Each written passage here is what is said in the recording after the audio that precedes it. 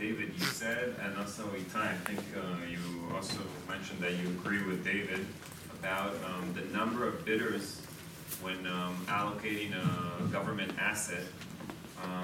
First of all, I wanted to ask, because also the asset, the price that the government will get for the asset, I mean, that's also public.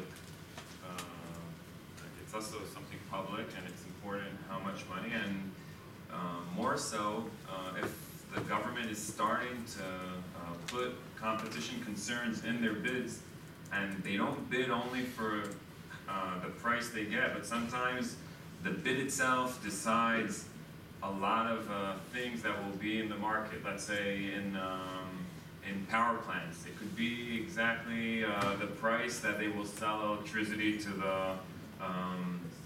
the system. I mean, sometimes the bid is more complicated, and it has already competitive things inside the bid. And then if you lose the number of bidders, it can affect the competition not only on the bid itself, which I think is also important, but also the way the market will work afterwards. So will your opinion change in those cases? Sure. So, if the number of bidders does directly affect consumer welfare, or at least the probability of an improvement in consumer welfare, that would be considered. Sure, and the statute itself says it. But I was referring to a case where the only thing that happened was that the number of participants in the bid went down, and nothing happened to, or will happen to, consumer welfare. So it's competition over the bid that was harmed. That was, my only concern. But you also asked about, money, the money from the highest bidder being used for public expenditure. So that's my point from before, that it's more efficient from a social perspective to raise that money from taxes and not from future monopoly rents. Because if you have the monopoly rents, then you have a distortion that we're all familiar with, that it's very hard to minimize.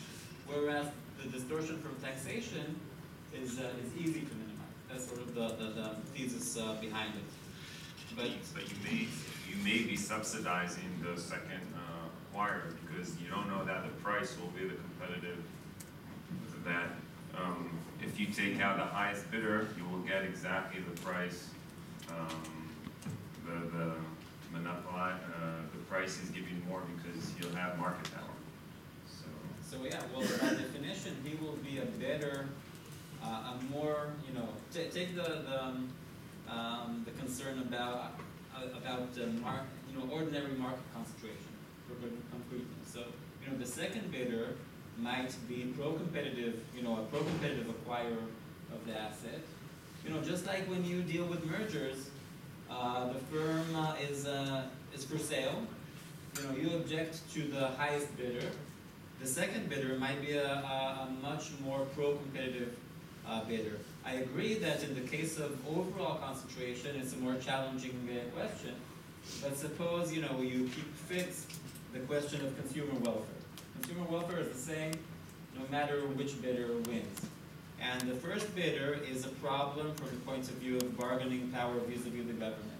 So if you remove him, true, the government gets less money for the asset, but you solve this distortion that we assumed to exist of bargaining power vis-a-vis the government. But can I answer Itai and some of his comments?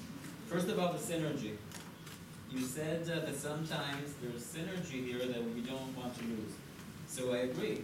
If there's synergy, and particularly if it's pro-consumer synergy, that should be taken into account. But the question is, what is the synergy between potash and media?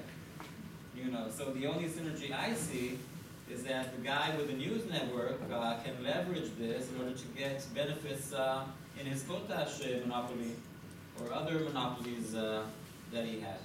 And also, you said that this is not antitrust. I agree. It's not antitrust.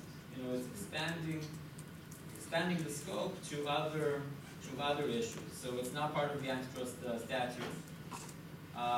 Later we can discuss of whether the antitrust authority is the correct regulator of this. But it's definitely not antitrust.